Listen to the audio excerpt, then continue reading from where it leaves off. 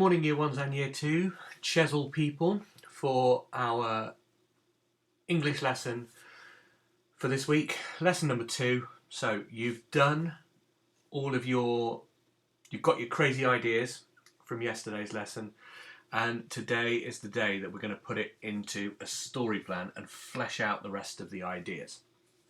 Okay, so in front of you, you're going to need your boxing up sheet. What I'm going to do is we're going to go through one section at a time, how you want to do it. Now remember, this is your story. I'm going to show you mine, and I'm going to show you what I've done to mine. I'm going to retell it, each section, as we go. And I actually might even add some extra words in as well, just to see how we go. So you've done your plan. In fact, the fact that you've got your 6 boxes, but what happens in between those boxes? That's what's important. So what we're going to do is we're going to use simple pictures, just like we did before, to tell the story. I know some of you really don't like drawing, okay? And I know some of you just want to write some sentences in the different parts of the story, for the opening, the build-up, the problem, the resolution, and the ending. I understand that. But I promise you, simple pictures is the way to go. Because if you write and you cannot read your writing tomorrow when you come to write your story, it's a lot easier to recognise what you want to write from a simple picture than writing a whole sentence in a box. Then you will not have enough space to write your whole story in that box. So a nice simple picture with maybe one keyword or an adjective, that's the way to go. So simple pictures. Then you're going to add adjectives. Now, I have mentioned this a couple of times, but adjectives we use when we are introducing something new. So like a main character, or a setting for the first time, or an object, so like a gadget or a gizmo that Rosie Revere made, or when the visitor comes along. That's when we add our adjectives in. We don't need adjectives for absolutely everything all the way through the story. You need to make sure you put your full stops in. So where you think that's going to be the end of a sentence, put it into your plan, because then when you see it in your plan, you can see, right, I've got between that full stop and that full stop. That's what I'm going to write when it comes to write your story. And then we're going to put in some time connectives. So I've chosen some different time connectives this time. You can copy mine, or you can come up with your own, which would be the best thing ever, to be honest, if you could come up with your own.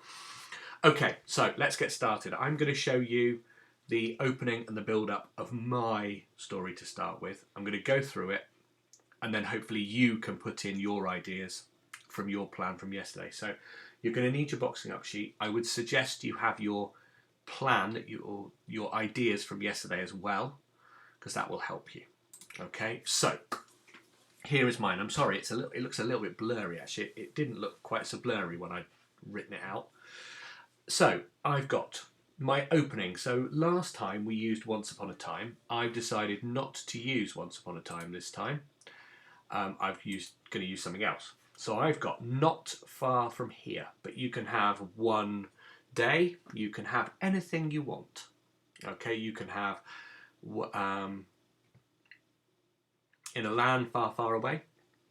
It's completely up to you how you start your story. You can start with Once Upon a Time if you really want to, and keep that the same.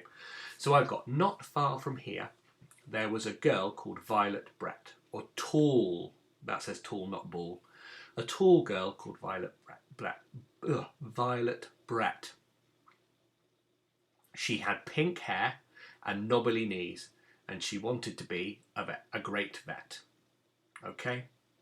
So I've got 2 sentences there. There's my full stop. So I've got my main character, and I've chosen to describe 2 things about them. Then I've put my full stop. Then I've decided what my character wants to be when they grow up. Okay? So if you had dancer in there, which we had in school, we had a couple of dancers, we had some builders, we had an artist, and we had some jockeys, some horse riders. So you've got your picture of your character plus 2 things that you want to describe about them, and then what they want to be. Okay, then we've got where she wants to live, and actually I've forgotten a full stop. We want a full stop in here. Oh, no, I don't want it in purple. I want it in black. There's my full stop. So, she lived in a crowded house in the village of Mosterton. Nice, simple sentence. It tells you where she lives. At the moment, I'm not putting any adjectives in, apart from pink hair and knobbly knees and crowded. So we might add some other ones in. In the classroom, she was too shy to speak. So I've kept that from the original story. So I want to include some of the ideas from Rosie Revere. So I haven't got when no one was looking anymore, because she wants to be a vet. So I've got at snack time, she goes outside into the playground and tries to find some animals to fix or to make better. And that needs a full stop as well. And that is it for my opening. That's a really simple opening. It's allowed to be simple. You don't have to go on for page upon page upon page. Okay?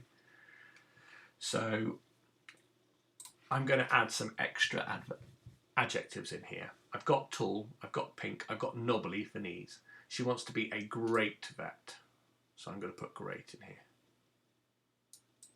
She lived in a crowded house in the small village of Mosterton. Because Mosterton is a small village, really. In the classroom, she was too shy to speak.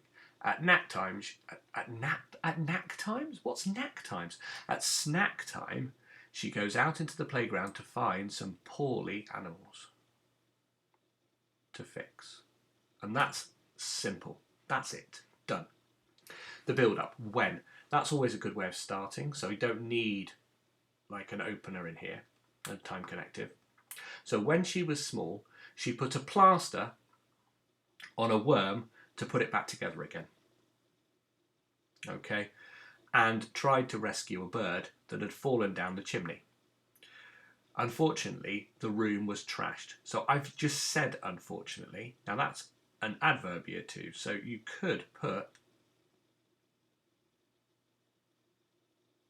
an adverb in here, unfortunately. And I just thought of that as I was telling the story.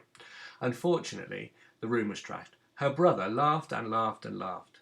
Violet was really embarrassed and kept her dreams to herself. I don't think I need to describe plaster. Okay, I don't even think I need to describe worm.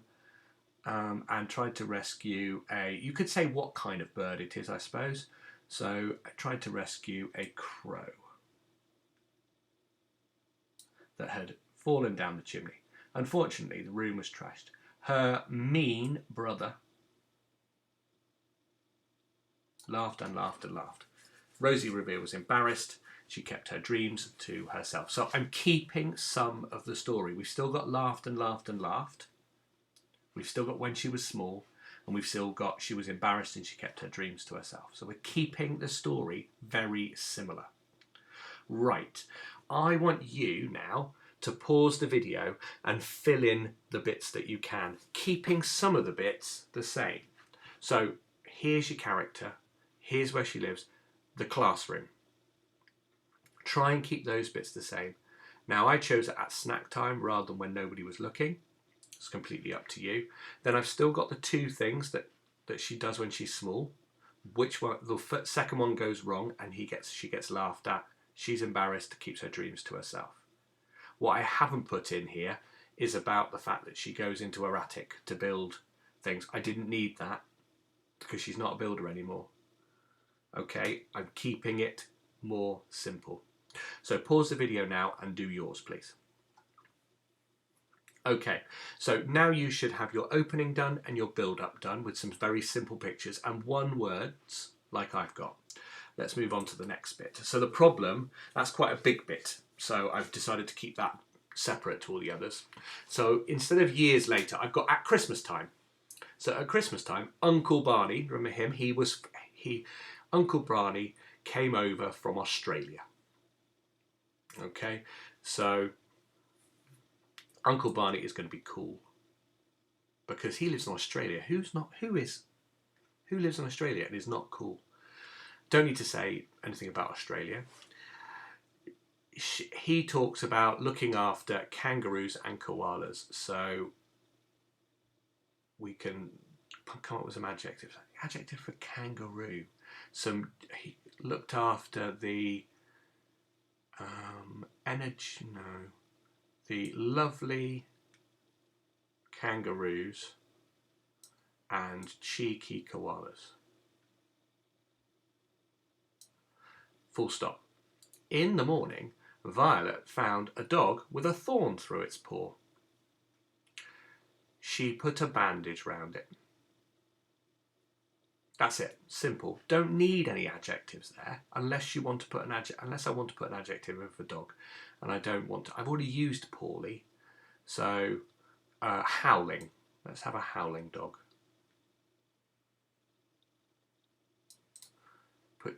So I've got my full stops in for my sentences. Look, one there, one there, one there, one there. She took it to Uncle Barney, who laughed and laughed and laughed. Violet was shocked and angry, but Barney gave her a hug and said, "You did a really good job. Your first bandage was a success." So you've still got the same kind of ideas. You've still got a visitor who tells them about something. I haven't got the fact that she wants to fly and that she's got an idea. I've changed this bit. So in the morning, she found a dog, tried to bandage it herself, took it to Barney. Barney laughed and laughed and laughed, just like Aunt Rose laughed and laughed and laughed in the story. And she was shocked and angry and perplexed and embarrassed, but still gave her a hug, said you did a really good job and your first one was a success.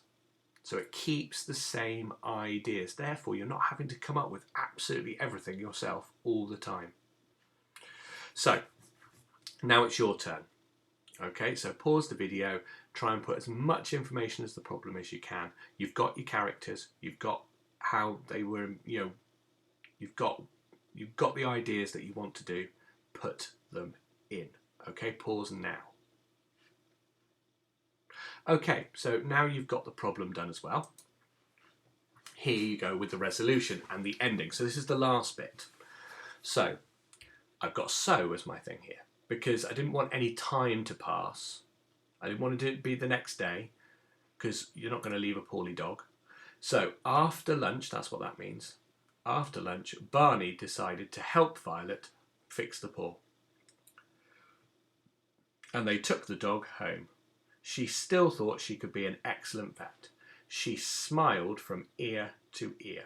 So again, I've kept the bits of the story in. She had what kind of a smile? I had beaming smile in my last story. I don't want to do that. A wide smile from ear to ear. Are there any other places?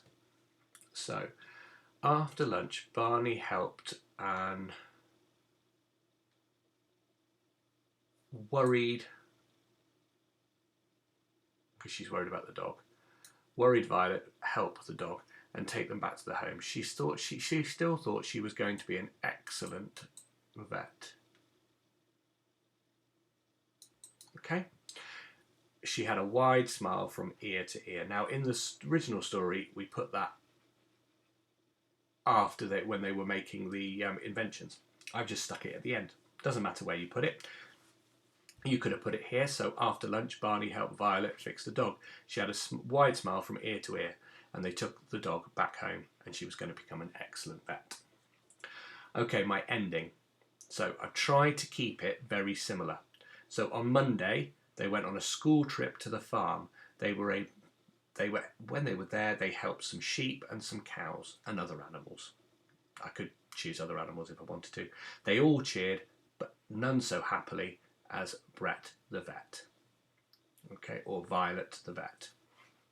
So instead of them going to school and them building gizmos, they went on a school trip to the farm and they went to help They went to help sheep and cows. They all cheered, but none so happily as Violet Brett. Okay, and then my full stop I've forgotten there as well. And that is it. Okay, so pause the video because I've got a little bit to say first. So pause a little bit more to say. So pause the video, fill in these bits for your resolution. So that'll be what made your character smile, and then the ending, and then unpause when you're done. Brilliant. Okay, so you've hopefully you've got your whole story map, your whole thing planned out now. The first thing I want you to do is to go through it with a grown-up. And I would say do it twice today. Do it now, now you've finished, and maybe do it a little bit later on as well. And then when you come to start writing it tomorrow, before you write it, go through it again. Now, I did say to mums and dads that on the plan that I wasn't going to do a video tomorrow. I just want you to watch it. Okay?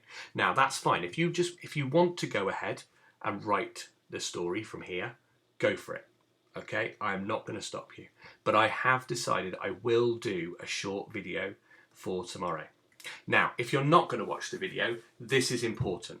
Okay? Now, parents, I understand that when you did the video for last week, when you did the story for last week, you really wanted to help. You really wanted your children to do the best story you possibly could.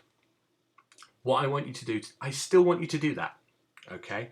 But I want it to be all their own work. And now you can sit next to them and say, right, what's your next sentence? Right, go ahead and write it. What's your next sentence? Go ahead and write it. But I don't want you to spell every word for them. I don't want you telling them that they've missed full stops and capital letters or they've spelt words wrong. Okay? You've got to start letting them try and find those things out for themselves. So they could finish one part of the story and say, can you read it, mummy, or can you read it, daddy? You read that bit and you say, it's good, but you might have made a couple of mistakes in there. Get them to reread it, give them their sound mats, give them their tricky word mats to use, and get them to go through each section. That's what I would do if they were in school. Okay, the ones in school are not going to get any support from any adults apart from, right, what's your next sentence going to be, or have you tried or maybe that word doesn't work. Have you tried a different word that means the same thing? Rather than using brilliant or amazing or great all the way through it, can you think of other words? Okay, I want this story to be more of their own work than the story that they did last week. Okay, so that's it for today. Go through your story. Well done. I'm really looking forward to reading these. As I say, I will do a short video tomorrow just talking about what I'm expecting from the story, and I might write my opening for you just to tell you how I would do it. But otherwise, good luck with your writing, and I look forward to reading them. Bye bye.